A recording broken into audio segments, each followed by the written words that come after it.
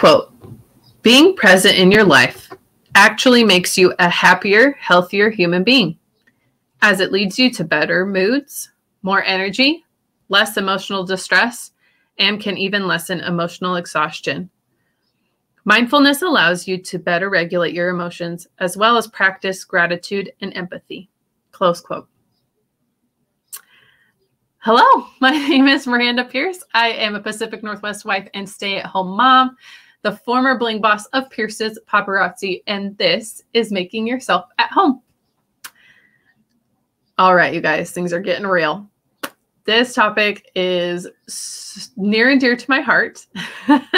And for those of you who don't know, it's because I have been in this perpetual season of transition for like the last 5 years.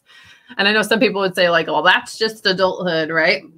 But yeah, between having 2 kids, becoming a mom, the changes that brings, along with I ran an at-home business for 5 years and transitioned to this podcast. My husband has switched career paths as well over the last 5 years. We've been renters, so we've been at the mercy of a lease. And then, add the pandemic and all those unknowns on top of everything. This topic is how you get through it. Mindfulness, how we stay present. This is a saving grace. It keeps you grounded and content, even if you have decisions to make and hurdles to jump. So I wanted to share, before I do that, actually, the balance between planning for the future while being present can be really difficult. It requires intention and practice. So wanted to share a quote with you. This is by Elizabeth Perry in her blog, Better Up. And she says, quote, you should strive to have a balanced headspace. Living in the present doesn't mean ignoring the past or the future, but a healthy balance. Accept your thoughts, but don't let them control you. There aren't any instructions or simple steps to follow to achieve balance either, because it's personal to you. What works for you might not work for others, but it's about putting in the effort to find your unique balance. You might start by working on your mindfulness or creating more set routines to follow. Whatever helps you balance your thoughts, stick with it. Close quote. So again, there's no set of instructions, no specific way to find that balance in our lives, right? That is a continual battle, I think, especially as moms, right? Because I feel like we have feet in both the present and the future, right? We worry about our kids now and like the immediate needs, right? A roof over their head, clothes on their backs, food on the table, while also worrying that they will be pleasant human beings, right, in the future. And have we done enough to get them there? Plus all the unknowns and things that go along with ourselves too, not just as our families, but as individuals too, when to try to achieve certain goals or be able to put in that time for ourselves again, especially when we've put things on the back burner while becoming a parent. So these are a few things that I have found that have helped others, but most of them are mine, of how to achieve that mindfulness. And then again, you can take it, make it your own, kind of pick and choose what works for you. So here are some of the ideas. The first one is gratitude, and there's a whole episode on that already. But again, just making sure that you find time within the day to focus on the things that you do have and not on what you don't, or the things that are going wrong. Focus on what's going right.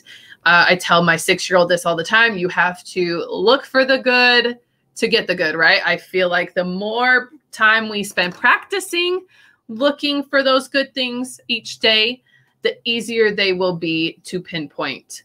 The more we'll notice them.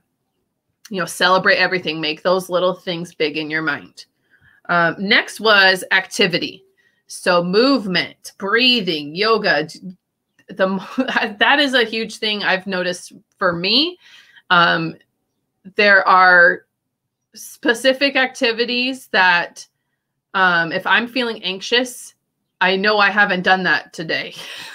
And that's one of those things. If I've had that moment to physically get up and move, I'm a little less stressed, right? That is just science. Next is noticing your surroundings. Getting out in nature is a great way to do that, right? Getting that fresh air and that change of scenery. Next, remove unneeded possessions. Minimalize, declutter, purge, all the things. And that, honestly, take it in steps. Take it a little at a time. I know for me, that is a struggle. I feel like it's either all or nothing. I either get way too into it, or my place is just super overcrowded, right? Because we're in a 2-bedroom apartment with 4 people. And so things can get cluttered really fast. And I have that debate of like, well, do we have enough space or is it just stuff? So clear out the clutter, right? Literally. And it helps your mind. That has always been a huge philosophy for me is, you know, if my space is clean, then I am physically less anxious. Next, romanticize your life. And, you know, there's so many different ways that you could do that. You can do that in journaling, which is another exercise you could do.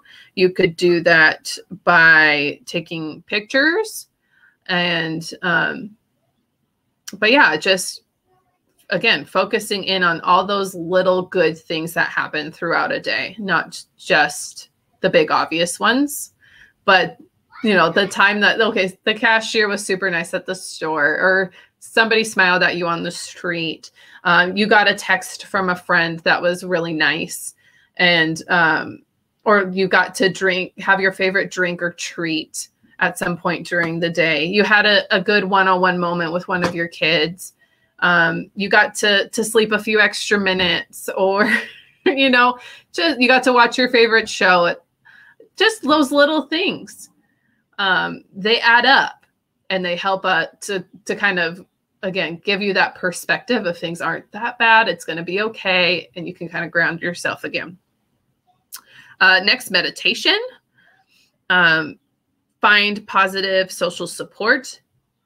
I am a big believer in that. I think if you have the right people in your corner, you will be able to vent, right? It's a safe space to complain and get it off your chest. But then hopefully, if they're that right person, you leave the conversation empowered to let it go and to move forward. You feel buoyed up and not like you're both now going down the drain, right? Focus on one thing at a time. That is definitely one that I struggle with because I am a to-do list maker. And so when you look at the whole list, some days it is like to my detriment that I am a list maker, but take things one at a time. And that takes constant practice. If you're like me and you're a list maker, I've gotten to the point where it's like, I'm just going to start with listing the bare minimum, right? So I don't get myself worked up for no reason, you know, and then obviously I'll accomplish more than that, but at least I know that those few things will get done and my sanity will be intact too by the end of the day. Lastly is stress reduction and reducing distractions.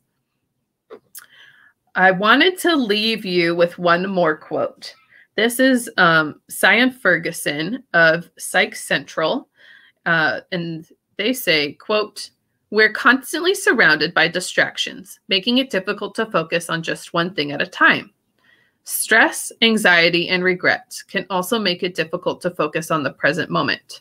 But living in the moment, although difficult, can benefit your relationships, productivity, and most importantly, your overall wellness. So here's my challenge to you folks. Take one of those things that is not necessarily your go-to, right? There's some of these I'm like, that's my go-to, right? I know that I do that and it works, but maybe try something different. Try one of these different things to help you be more mindful this week when you find yourself in a day that may be a little bit more demanding or stressful, and see how it works. Please also feel free to reach out to me on my socials and let me know what are some things that you do to help you stay grounded and help you stay present.